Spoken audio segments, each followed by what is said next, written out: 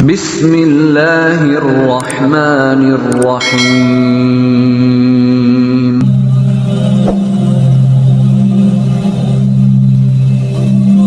Kisah ini berawal dari sebuah desa terpencil. Hiduplah seorang pemuda bernama Fahmi yang keras hati dan lebih sibuk mengejar dunia daripada mengingat akhirat. Meski begitu, ada satu hal yang masih ia lakukan dengan penuh kesabaran: merawat ibunya, Maksiti, yang telah lama terbaring sakit. Malam itu, di bawah langit yang kelam dan sunyi, Fahmi duduk di samping ranjang ibunya, menatap wajah lemah yang mulai dipenuhi garis-garis waktu. Tiba-tiba, Maksiti menggenggam tangannya erat. Tatapan matanya lebih hidup dari biasanya. Dengan suara yang terdengar lebih kuat dari hari-hari sebelumnya, ia berbisik, "Jika aku pergi, jangan biarkan penyesalan menelanmu. Bangunlah di ujung malam, Allah akan memberimu jawaban." Fahmi terdiam, hatinya bergetar, namun ia tak sempat bertanya lebih jauh. Perlahan, Maksiti menutup mata, tubuhnya tetap tenang tanpa gemetar. Saat azan subuh berkumandang, keheningan menyelimuti kamar kecil itu. Fahmi masih menggenggam tangan ibunya yang tetap terasa hangat, seakan-akan ruhnya belum benar-benar pergi. Sejenak ia berharap keajaiban terjadi, bahwa ibunya akan membuka mata kembali. Namun, takdir berkata lain. Air mata yang selama ini ia tahan akhirnya jatuh, membasahi jemari yang telah begitu banyak berkorban untuknya. Kata-kata terakhir ibunya terus terngiang di benaknya, bagaikan pesan dari langit yang tak bisa diabaikan. Malam itu terasa berbeda. Seakan ada sesuatu yang menggetarkan jiwanya, sesuatu yang selama ini ia abaikan. Dengan dada yang sesak, Fahmi bangkit, berjalan menuju sumur untuk berwudu. Untuk pertama kalinya setelah sekian lama, ia menengadahkan tangan di sepertiga malam, mencari cahaya yang selama ini ia abaikan. Fahmi menatap jenazah ibunya dengan mata sembab. Hatinya masih belum bisa menerima kepergian wanita yang selama ini menjadi satu-satunya alasan ia tetap pulang ke rumah. Bersama beberapa tetangga, ia bersiap memandikan jenazah Maksiti sesuai syariat. Namun sesuatu yang aneh terjadi. Air yang mereka siramkan tidak membasahi tubuhnya, seakan ada lapisan tak kasat mata yang melindunginya. Fahmi mencoba menyentuh kulit ibunya, masih terasa hangat, seolah-olah ia hanya tertidur dalam damai. Suasana mendadak hening, hanya suara desiran angin malam yang menemani kebingungan mereka.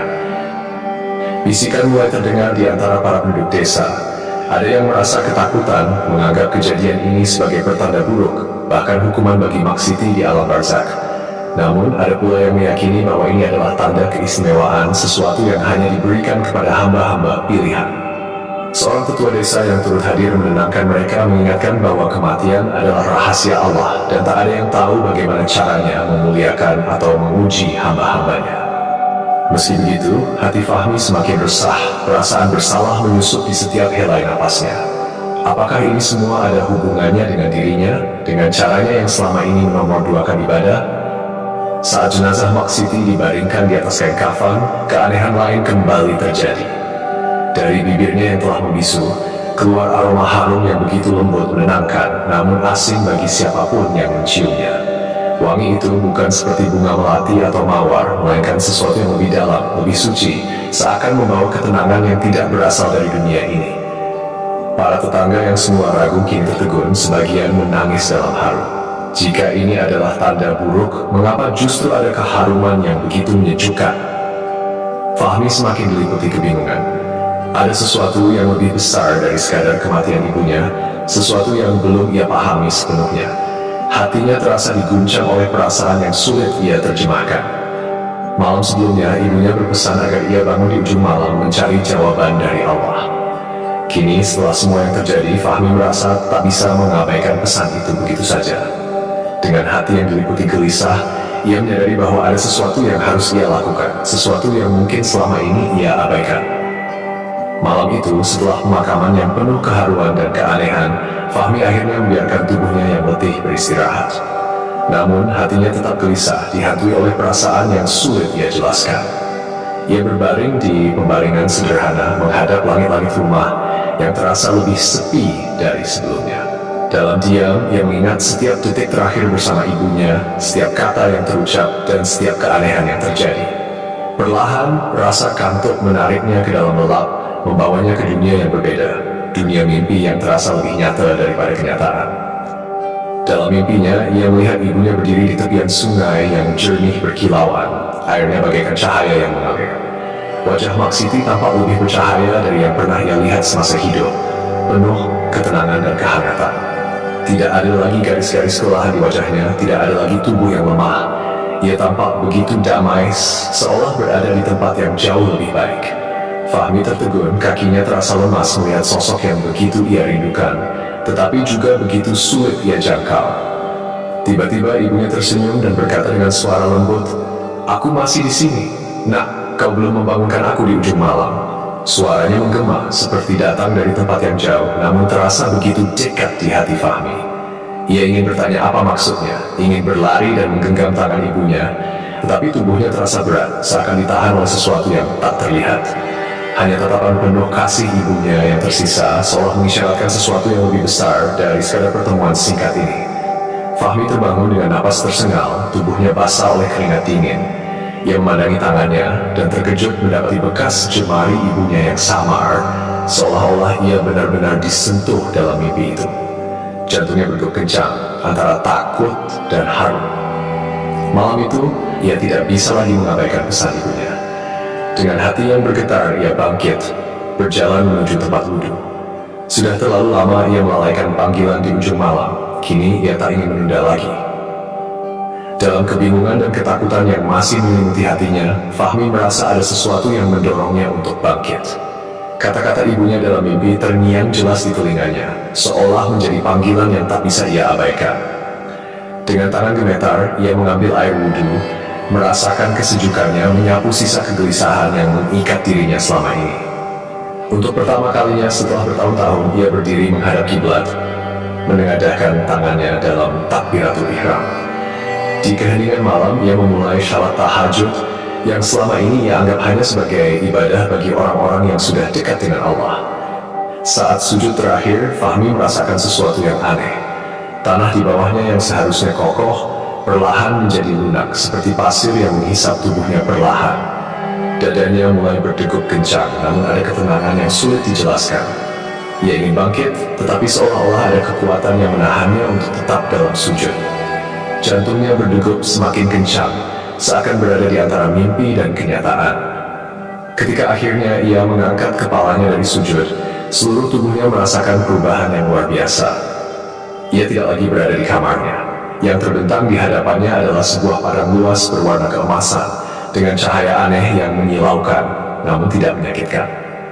Langit di atasnya tampak berbeda dari langit dunia, seolah dipenuhi oleh cahaya yang bukan berasal dari matahari.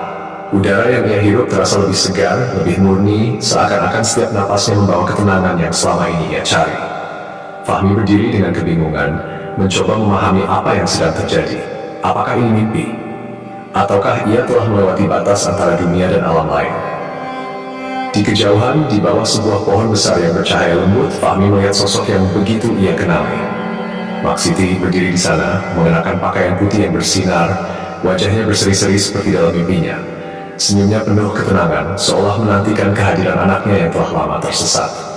Fahmi merasakan dadanya sesak, bukan karena ketakutan, tetapi karena perasaan yang selama ini ia abaikan. Kerinduan, penyesalan, dan keinginan untuk kembali kepada sesuatu yang lebih besar dari dirinya sendiri. Langkahnya gemetar, tapi hatinya dipenuhi keyakinan bahwa ia sedang berada di ambang sesuatu yang akan mengubah hidupnya selamanya. Fahmi berdiri terpaku di hadapan ibunya, merasakan ketenangan yang belum pernah ia rasakan sebelumnya. Cahaya lembut dari pohon yang menaungi Maksiti membuat hatinya tenteram, seolah dunia ini bukan tempat yang menakutkan. Namun di balik kehangatan itu, ada sesuatu di mata ibunya, sebuah peringatan yang tersembunyi dalam senyumnya. "Waktu belum habis, tapi kau harus memilih," kata Maksiti dengan suara yang lembut, tetapi penuh makna. "Jika kau tetap di sini, dunia tidak akan mengenangmu. Jika kau kembali, jangan pernah tinggalkan ujung malam." Kata-katanya bagaikan kunci yang membuka pintu rahasia, tetapi Fahmi belum sepenuhnya mengerti. Tiba-tiba, dari balik cahaya yang menyilaukan muncul sesosok makhluk raksasa bertubuh gelap. Ia tidak memiliki wajah, hanya bayangan pekat yang berdedut seperti kabut yang beracun. Sosok itu bergerak cepat, mengulurkan tangan raksasanya yang penuh dengan kegelapan, dan sebelum Fahmi bisa bereaksi, makhluk itu mencengkeramnya.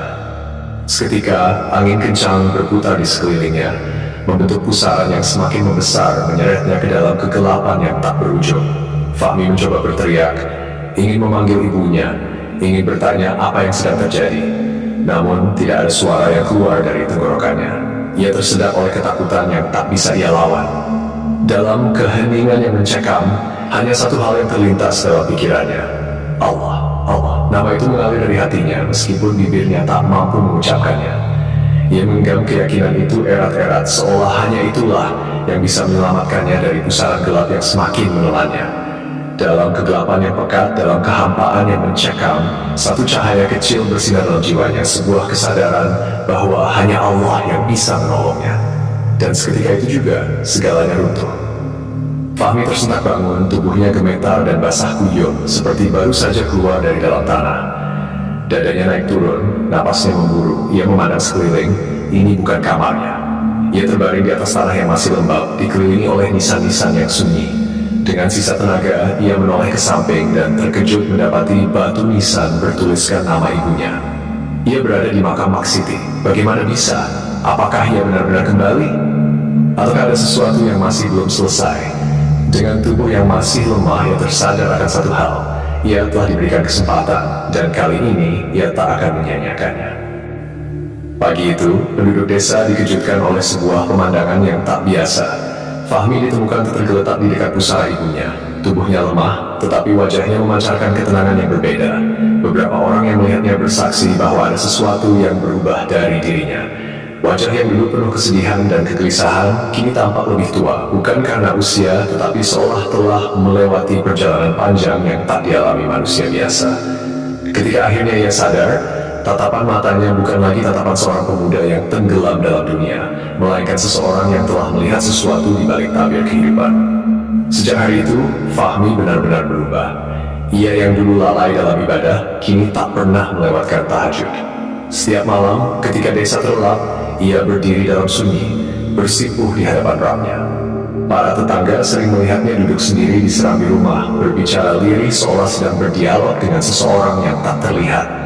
Sebagian menganggapnya hanya berbicara dengan dirinya sendiri, tetapi sebagian lain percaya bahwa ada sesuatu yang masih menemaninya, sesuatu yang tidak bisa dijelaskan dengan akal manusia. Kehidupannya penuh dengan ketenangan, tetapi juga dipenuhi misteri yang hanya ia sendiri yang tahu. 5 tahun berlalu, hingga akhirnya Fahmi menyusul ibunya. Namun kematiannya membawa tanda-tanda yang mengingatkan penduduk desa pada kejadian 5 tahun sebelumnya. Tubuhnya tidak membusuk seperti manusia biasa, seakan-akan waktu tidak berani menyentuhnya. Bahkan kain kafannya tetap memancarkan wangi yang sama dengan aroma yang dulu keluar dari tubuh Maksiti, sebuah wewangian yang tak ada di dunia ini. Para penduduk yang memandikan jenazahnya hanya bisa menundukkan kepala dalam kekaguman dan kebingungan. Bagaimana mungkin seseorang yang dulunya hanyalah pemuda biasa kini meninggalkan dunia dengan keistimewaan yang tak terduga? Para ulama di desa berkumpul membicarakan kepergiannya. Salah satu dari mereka berkata dengan suara lirih, ada orang yang kembali ke dunia dengan kesempatan kedua, dan ada yang pergi dengan menyimpan rahasia yang tak bisa dijelaskan. Fahmi adalah salah satu dari mereka, seseorang yang pernah tersesat lalu diberikan jalan untuk kembali. Ia telah memilih untuk kembali ke dunia dengan membawa janji kepada ibunya, dan kini ia pergi dengan membawa rahasia yang hanya Allah yang mengetahuinya. Malam itu, langit desa menangis. Hujan turun lembut meski musim sedang kering, seolah-olah alam turut berkabung atas kepergiannya. Dan di atas makam Fahmi, sesuatu yang lebih mengejutkan terjadi. Bunga liar bermekaran, tumbuh dengan indah di tanah yang seharusnya gersang. Seakan menjadi bukti bahwa seseorang yang kembali kepada Allah dengan hati yang bersih tidak akan pernah benar-benar hilang. Warisannya bukanlah harta atau nama besar, tetapi kisahnya yang akan terus diceritakan sebagai pelajaran bagi mereka yang masih hidup, bahwa rahmat Allah selalu terbuka bagi siapa saja yang ingin kembali. Kisah ini bukan sekadar tentang bakti seorang anak kepada ibunya, tetapi juga tentang keajaiban yang tersembunyi dalam ibadah yang sering kita remehkan. Fahmi yang dahulu keras hati dan jauh dari Allah, akhirnya menemukan jalan pulang melalui peristiwa yang tak dapat dijelaskan oleh akal manusia. Syarat tahajud yang selama ini ia abaikan menjadi kunci dari semua rahasia yang ia alami. Ibadah yang membuka tabir antara dunia dan alam yang lebih luas. Pesan ibunya bukan sekadar nasihat seorang ibu kepada anaknya, tetapi juga wasiat dari seorang hamba yang telah memahami bahwa di ujung malam ada rahasia yang hanya dapat disentuh oleh mereka yang bersujud dengan penuh keikhlasan. Tidak semua janji bisa ditepati di dunia ini, tetapi Allah selalu memiliki cara untuk membawa manusia kembali kepadanya, bahkan dengan cara yang tak masuk akal bagi manusia. Fahmi mungkin tidak pernah berniat untuk berubah, tetapi skenario takdir membawanya kepada perjalanan yang memaksanya memilih. Kesempatan kedua tidak selalu datang dengan cara yang mudah atau indah, tetapi bagi mereka yang mendengarkan dengan hati yang bersih, petunjuk Allah akan selalu hadir. Kisah ini mengingatkan bahwa terkadang sesuatu yang kita anggap biasa justru menyimpan kekuatan yang dapat mengubah takdir seseorang. Tangisan di ujung malam bukan hanya air mata penyesalan, tetapi juga panggilan dari dunia yang lebih luas dari yang kita kira. Seperti Fahmi yang akhirnya memahami makna sejati dari ibadah, setiap manusia memiliki pintu yang bisa membawanya kembali kepada Allah. Pintu yang terbuka lebar dalam sepertiga malam terakhir. Hanya mereka yang mau bangkit dan mengetuknya yang akan menemukan cahaya di balik kegelapan hidup. Pada akhirnya setiap perjalanan akan berakhir. Tetapi pertanyaannya adalah, apakah kita akan kembali dengan membawa penyesalan atau dengan hati yang telah tersucikan oleh sujud di penghujung malam?